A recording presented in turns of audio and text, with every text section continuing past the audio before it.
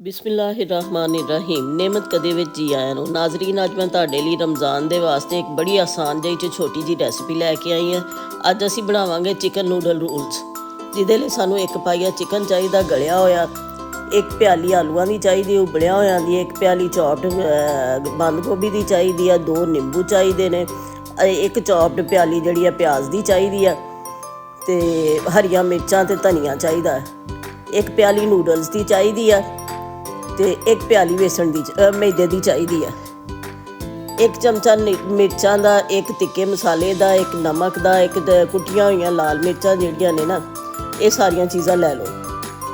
इन्हां सारियां चीज़ां नूं लै के ते तुसीं फिर एक बाउल दे विच सारी जिहड़ियां ने चीज़ां मिक्स कर लो। मिक्स करके एक कीमे दा मिक्सचर बना लो।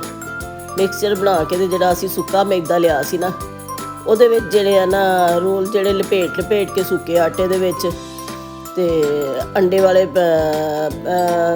ਅੰਡਾ ਜਿਹੜਾ ਫੈਂਟ ਕੇ ਅਸੀਂ ਗ੍ਰੇਵੀ ਬਣਾਈ ਸੀ ਉਹਦੇ ਵਿੱਚ ਜਿਹੜੀ ਨਾ ਪੇਸਟ ਬਣਾਈ ਸੀ ਉਹਦੇ ਵਿੱਚ ਰੋਲ ਕਰਕੇ ਉੱਤੇ ਨੂਡਲਸ ਲਪੇਟ ਕੇ ਤੇ ਫਰਾਈ ਕਰ ਲਓ।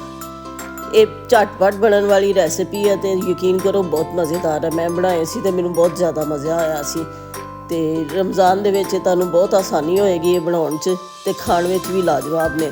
यकीनन तुसी मेरी इस रेसिपी नूं पसंद करोगे तो बार बार बनाओगे।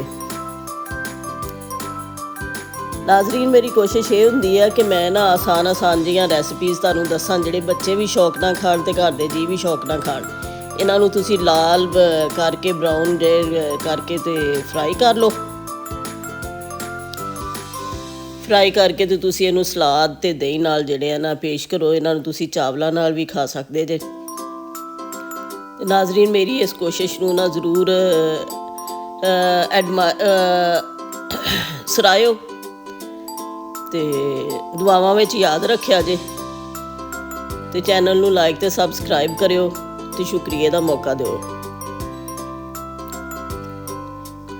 इसे तरह दी मैं रेसिपीज़ तुहाडे लई लैके सारा रमज़ान भी आवांगे इंशाअल्लाह। मैनूं पूरी उम्मीद है अल्लाह पाक कोलों कि तुसीं मेरी इस कोशिश नूं जरूर सराहोगे। अल्लाह हाफिज़।